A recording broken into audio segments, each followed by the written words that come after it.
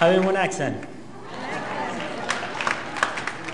Mahadsanid saaxiibkayga waliba aan wada shaqayno Ali Koonfuro.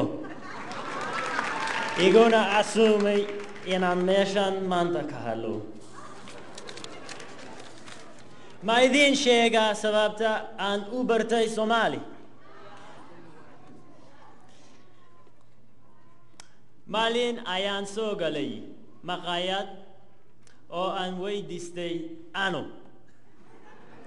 Markaas ma aqoon erayga ano.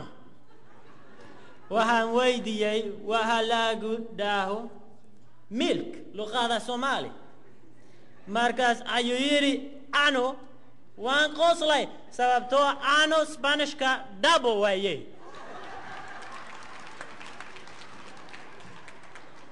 Markaas ayaan go'aansaday inaan Soomaali barto. Waxa ii caawiyey inaan Soomaaliga barto waxa weeye aniga baabuur maalihi. Waxa weeye aniga baabuur maalihi. Marka waxaan kula kulma Soomaaliya jidka, baska, taksiga iyo suuqa Carmel. Maalin aniga iyo gabadhayda yar taxi baan saarnayn.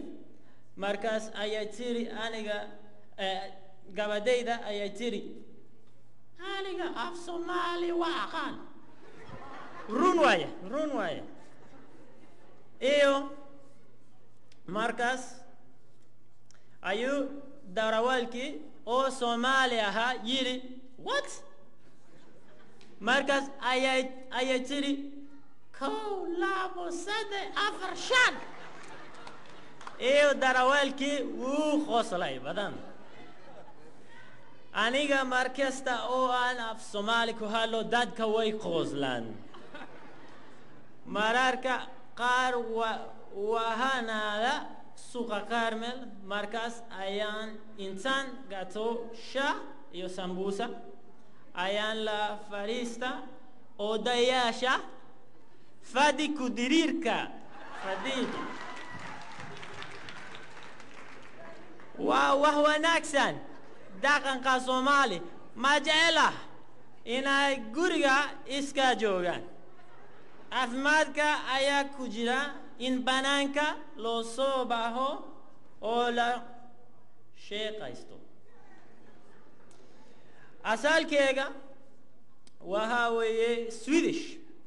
Inkasta oo awoowayaashay mar hore ka yimaadeen Sweden. Wali asalkayga waan jecel yahay. Sidee darteed Swedish waan ku hadlaa. Luqada iyo dhaqanka waa muhiim. Carruurtaada af Soomaali bar. كلنا حذر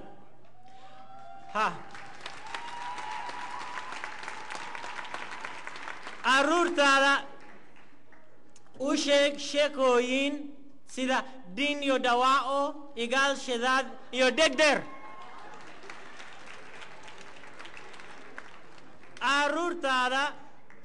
carruurtaada mahmaha Soomaali bar.